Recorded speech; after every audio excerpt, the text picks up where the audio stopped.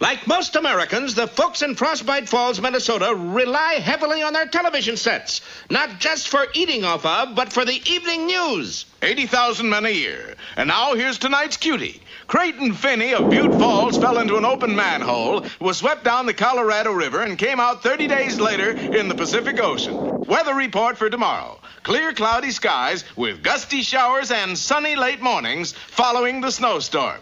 And now this is... That weather report was about as accurate as one dared to get, for in Frostbite Falls, you never knew when it was going to be next. Phil, don't forget your goldlashes. I'm going to bed, Aggie. Day in, day out, the citizens were at the mercy of a very unpredictable climate. They were, that is, until the Committee for Civic Improvement got to work. Well, boys, how's she look? Long as she forecasts the weather, who cares how she looks? For the sum of $33.15, they had purchased a fortune-telling machine from an abandoned penny arcade. You simply put a coin in the slot, the lady in the window dealt cards, and the hand she laid down determined the weather. 4 tens. That means light snow. And it did snow lightly for about 3 weeks. 4 kings. Rising temperatures. Sure enough, it got to be 121. Months went by, and tourists from all over the world ogled the odd weather machine. 1 or 2 even attempted to buy it without success. It remained for those 2 flies in the ointment, Boris and Natasha, to spoil what could have been an uninteresting but easy to narrate story. Oh, you men are all alike, Boris. You got brunette with you. You look at blonde. I not look at blonde, Natasha. I look at cards. It seems the machine was so well oiled, Lucky machine. it was operating better than ever. The hands manipulated the cards at blinding speed with a dexterity seldom seen outside of Las Vegas. Who cares about the speed, buddy boy? I like what cards she holds. Oh, the cunning brain of that man, for sure enough, she never put down a hand without showing at least 4 of a kind. Yeah, but can she play pinochle? Don't be jealous. She could be the answer to our problems. We don't got no problems. Well, we better get some then, or we won't be in the next episode. The clock in the tower at the far end of town struck midnight. Boris struck 2, under cover of a dense fog. 4 queens. He and Natasha escorted the weather lady right out of town. The following morning... Let's go, Rock. Get your glove and let's get down to the field. The team is counting on us, you know. Wait a second. Suppose it rains. Mercy me, we better check. And they dashed post-haste to the site where the weather machine had been located. Doggone it. That's the 5th nickel I put in and she still won't work. Bullwinkle, you don't seem to realize the weather lady is gone. Maybe if I tried a dime. Sure is a mystery. Maybe she works on slugs. It was then that Rocky noticed the heavy-duty tire tracks leading away from the scene of the crime. They loaded her here, turned around there, and drove off there. Come on. Hours later, after miles of painstaking plotting, they reached the moving van. Shh. We'll sneak up from both sides. Oh, if it were only fair to warn them, for the bridge that empty van was resting on had definitely been tampered with. We might have a disaster here. Don't miss the Rolling Stone or Look Ma, No Moss.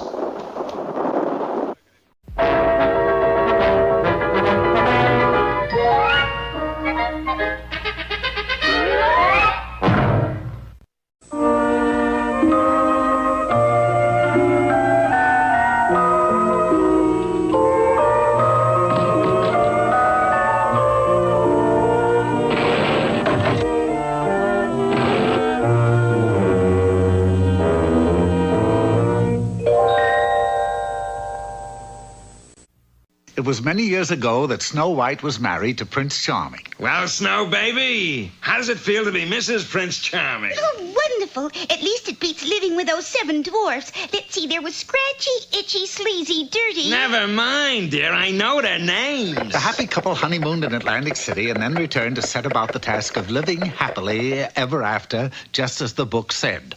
What the book did not say, however, was that they soon had a fine son. I shall name him Joe. Joe White. Say, that's got a nice ring to it. Have a cigar, dear. The years went by and Joe White grew into a fine, very handsome lad. Then the time came for him to go off into the world to seek his fortune. Farewell, Mother. I'll write as soon as I learn. And Joe White was on his way. Another thing that the book did not say was that the Wicked Queen also had a son that he grew up to be just like his mother. Boy, am I good looking. I am handsome. Is that not true, Mother? Oh, well, don't bother me, Virgil. Go ask the magic mirror, as I used to do. And Virgil did. Mirror, mirror on the wall, who's the handsomest lad of all? Virgil, that's his name. Ask me again and I'll tell you the same. You'd better. It had been some months since Joe White had gone out to seek his fortune, and things had not gone too well for the boy. He was tired and hungry. Now, some say that it was fate that brought him to the castle of the Wicked Queen, but actually, it was the sweet aroma of NBC peacock pie coming from the kitchen. That was when the trouble started, for upstairs... Mirror, mirror on the wall, who's the handsomest lad of all? And for the first time, the mirror answered... You are handsome, it's very true, but young Joe White's much better than you. Who? Joe White, he's down in the kitchen. Well, I'll just see about this. And Virgil came face to face with Joe White. It's true. You are better looking than me. Yeah, I guess I am at that. Virgil was furious. Take Joe White into the forest and doom him. Several hours later, however, Joe White was not doomed. He was soaking wet and walking through the woods when he chanced to meet one of the 7 dwarfs. How'd you get so wet, boy? The very nice captain of the guards took me out to the middle of the lake and then let me swim to shore. Middle of the lake? Say, wasn't that a pretty hard swim for a young feller like you? Oh, it wasn't so tough once I got out of that sack with the weights in it. Meanwhile... Mirror, mirror on the wall, tell me now who's best of all. Boss, I cannot tell a lie. Young Joe White is still the guy. But he can't be. He's been doomed. But the mirror assured him that Joe White was very much alive and at that very moment was living in the forest with the 7 dwarfs. Furious, Virgil ran to the Wicked Queen. Mother, mother, can I have a poison apple? Now, son, you know I don't like your eating between meals. But it's not for me. It's for Joe White. Oh, well, in that case, they're in the icebox. Help yourself. Early the next morning... You be careful of strangers while we're gone, boy. Remember what happened to your mother? Don't worry, I will, Dirty. I'm Sleazy. That's Dirty over there. And with that, the dwarfs went off through the forest singing their happy song.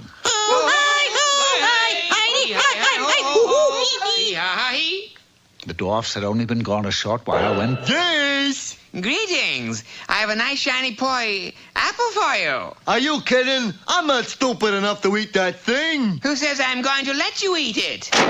That afternoon, the 7 dwarfs returned singing their happy song.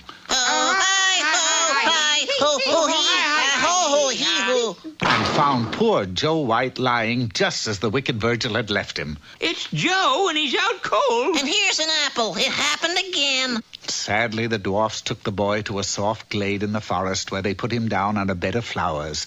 There he slept for 2 years until one day a beautiful princess riding a white horse came into the forest. Is this where the handsome Joe White sleeps? Oh, we thought you'd never get here. There he is. The princess went to the lad and softly kissed him on the cheek, whereupon Joe White's eyes opened. What are you doing here? Go away, you're going to ruin everything. Here now, that's no way to talk to a princess that you're going to live happily ever after with. Don't be silly. This is Flo White. Flo White? You mean? Yeah, she's my sister. Muddy sent me to bring you home. She's afraid you'll catch your dad a cold sleeping out in the woods like this. Riding double, the two rode off on the white horse. Many years have passed since then, and never did the 7 dwarfs see the wicked Virgil or Joe and Flo White again. But they didn't mind, for they knew, just as we do, that the whole thing was just a fairy tale anyway.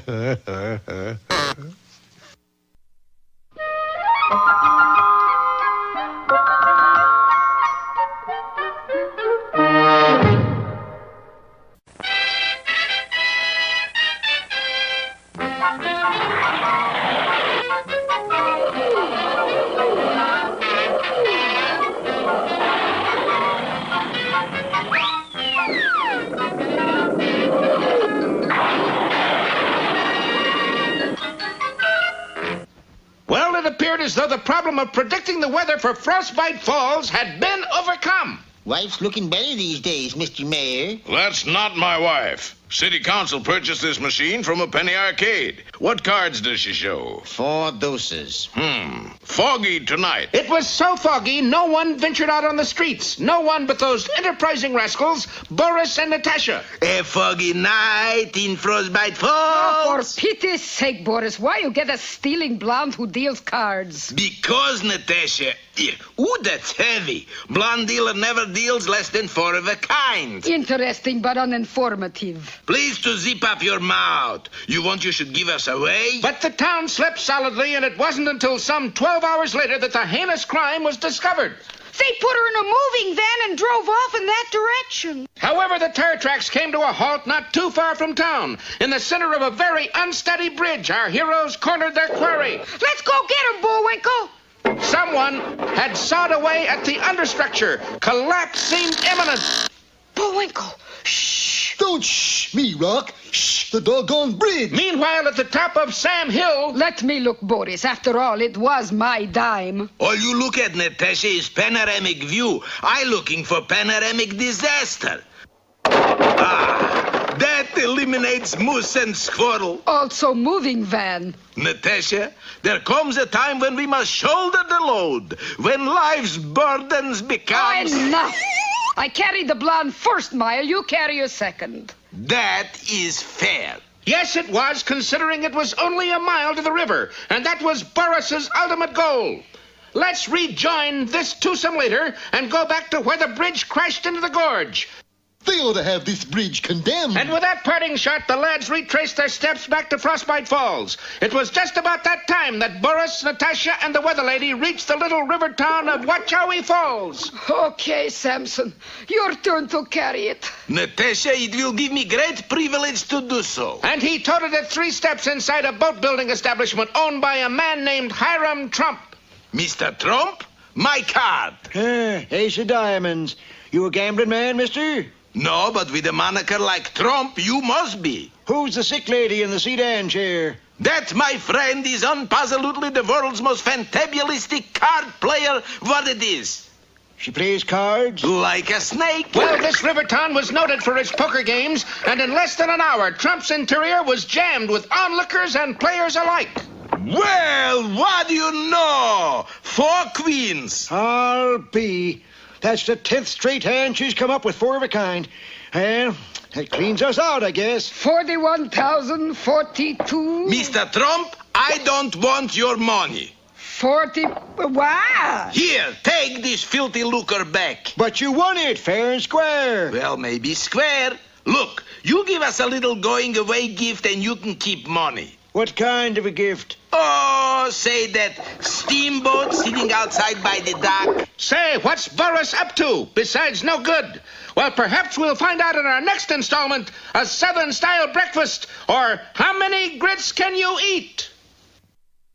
And here he is with an open mind and a hole in his head to prove it, Mr. Know-It-All.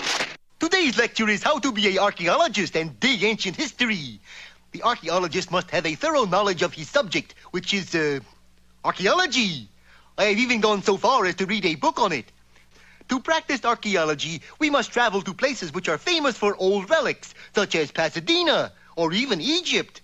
Excuse me, are you Abdul Ben Boris? I ain't Rudolph Valentino, kid. I want to go to the pyramid. How much will it cost? Ah, the Pyramid Club. Well, there's $20 cover charge and $30 minimum. Of course, if you want dinner, is more. Not the Pyramid Club. I want to go to the actual pyramids. What for? There's no action there. Is a drag. I don't care. How much? Well, regular $40, for you $50. That sounds reasonable. The walls inside these pyramids are covered with ancient hieroglyphics. With a little elbow grease, we can clean them off. Here's an interesting specimen. Let's see how my hieroglyphic English dictionary translates it. Pharaoh loves Zelda. That's sweet. Here we are in the main burial chamber. You will note the interesting form... Okay, boys, bring stuff in.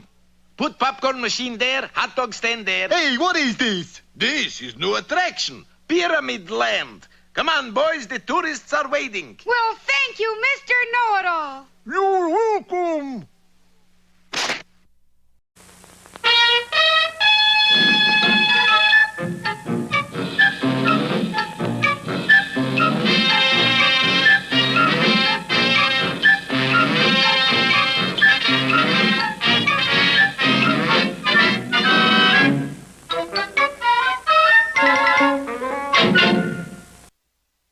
say with the television set, Sherman? It's bust. No, it isn't, Mr. Peabody. A spy fixed it this morning. A spy?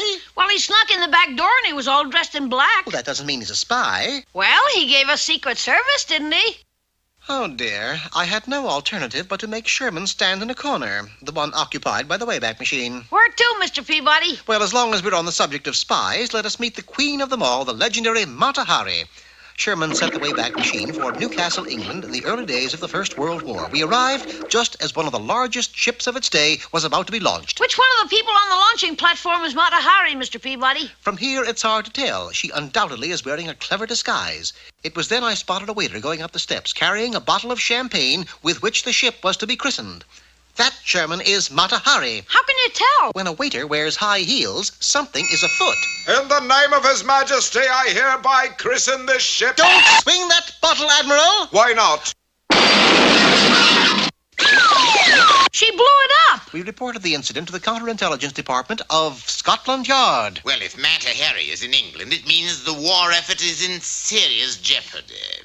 Wonder what she'll do next. Probably steal some secret plans. I doubt that. We have a steel-proof steel safe here, but we shall check anyway. Oh, dear, what did I do with the combination? The combination is 6 left, 32 right, back to 8, around once to 0, and right to 3. Gad, sir, how do you know the combination?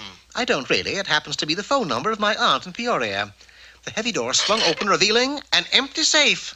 Good, she didn't take a thing. What do you mean, Inspector? Well, the safe is just a blind. I keep the secret plans in my pants pocket. We suddenly realized his pockets were gone, along with his pants. That means Mata Hari got away with the plans. Yes, and without them, England is lost. In a desperate attempt to overtake her before she could leave the country, we dashed for the nearest optometrist. Optometrist? What makes you think she'll be there? Quite obvious, Sherman. All spies need spy glasses. Suddenly before us loomed a shop owned by a Dr. Focals. Rushing inside, we spotted Mata Hari standing by Focals. No use making a spectacle of yourself, Mata Hari. We've got the drop on you. Actually, she had the drop on us, for a trapdoor sprang open and Mata Hari disappeared. Quick! She'll head for the airport now. We arrived just as Mata Hari took off in an old de Havilland. We were quick to follow in a new de Havilland. I didn't know you could fly, Mr. Peabody. I have a little bird dog in me, Sherman.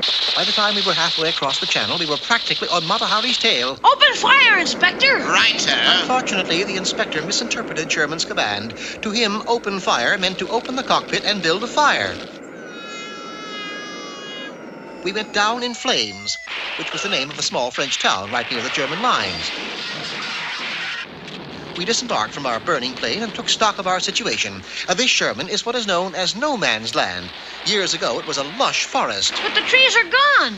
That's right, Sherman. This is the Argonne Forest. You should have saved that one for the ending, Mr. Peabody. Oh, I have one that's worse than that, Sherman. Right now, our problem is to outwit Mata Hari before she can deliver the secret plans to the enemy. We shall never catch her now. We shall not only catch her, we shall pass her. Unmindful of the shrapnel, we ran between the falling bombs and reached the enemy trench a good 45 3/10 seconds ahead of Mata. Oh, we're in trouble, Mr. Peabody. Look at all the bayonets. And that gave me an idea. I picked up a string of hot dogs lying in a nearby shell hole and instructed Sherman and the inspector to follow my example. We placed a hot dog at the end of each bayonet. Naturally, the soldiers assumed they were at a weenie bake, and being German, rushed off to get some sauerkraut. Now what, Mr. Peabody? Quick, into these uniforms! When Mata Hari got there, she took us for German officers and promptly handed over the secret plans. I, in turn, promptly handed the plans and Miss Hari over to the inspector. We did it, Mr. Peabody! Yes, don't we always? By the way, Mr. Peabody, what was in the secret plans? Here they are, Sherman. Take a look for yourself. Oh, my gosh, it's just a picture of a giant blimp. That giant blimp, Sherman, was to be England's last resort. In the event they were losing the war, the entire British population was to climb into that blimp and fly to safety. I never heard of that before. Well, of course you have. Where do you think we got the phrase, one nation indirigible? Oh, no. I warned you, Sherman.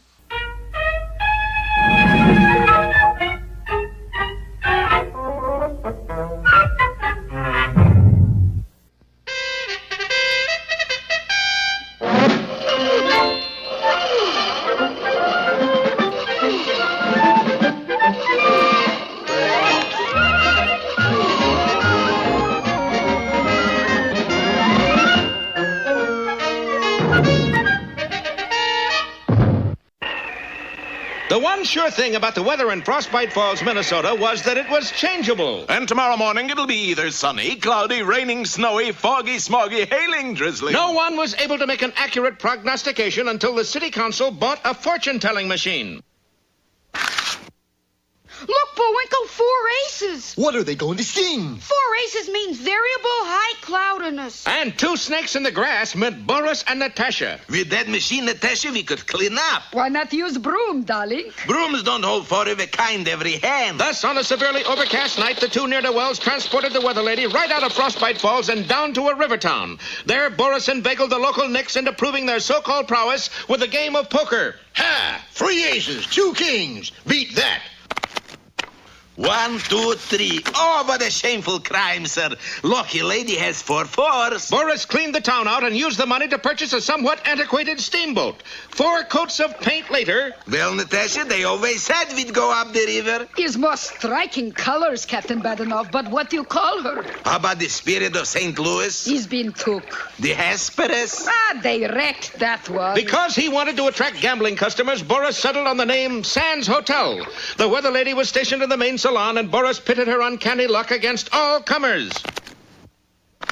Sure enough, she never failed to produce less than 4 of a kind. And even on a rare occasion when her opponent held 4 of a kind, the weather ladies were higher. I've a dog. 4 trays. Beats my 4 deuces. Sunny skies this morning, drizzles this afternoon. The Sands Hotel navigated its way up and down the river, picking up a passenger here, a bale of cotton there. But mostly sharp-eyed card sharks who had heard of the lady in the booth that had yet to lose a game of poker. Say, ain't you the guy who broke the bank in Monte Carlo? That's right, Captain. Lucky Louis Ledbetter. And I expect to do the same for this boat.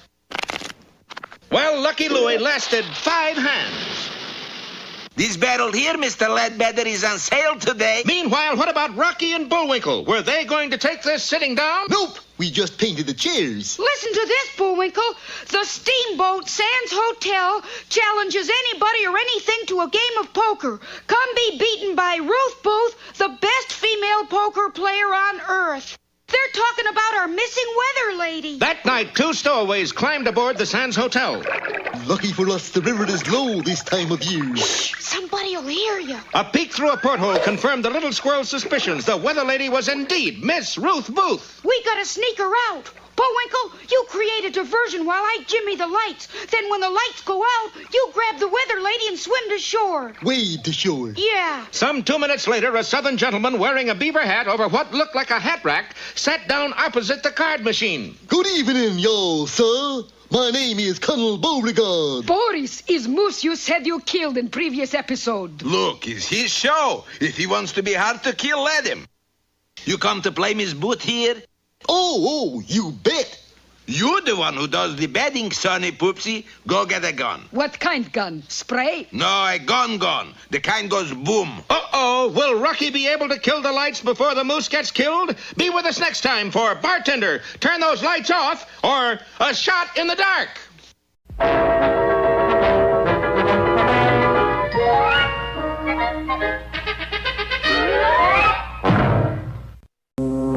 Hi there, culture lovers. Today's poem is called The Wind. Wind machine, please. I saw you toss the kites on high and blow the birds about the sky. And all day long I heard you pass like ladies' skirts across the grass. Oh, wind, blowing all day long. Oh, wind that sings so loud. Uh-oh. Oh, you that are so strong and cold! Ding-dong hurricane is what? Oh, blower, are you young? Well, there goes the poem. Turn it off! Turn it off! Boy, what kind of wind machine was that? Your kind, Moose. My kind? Sure. Big blowhard.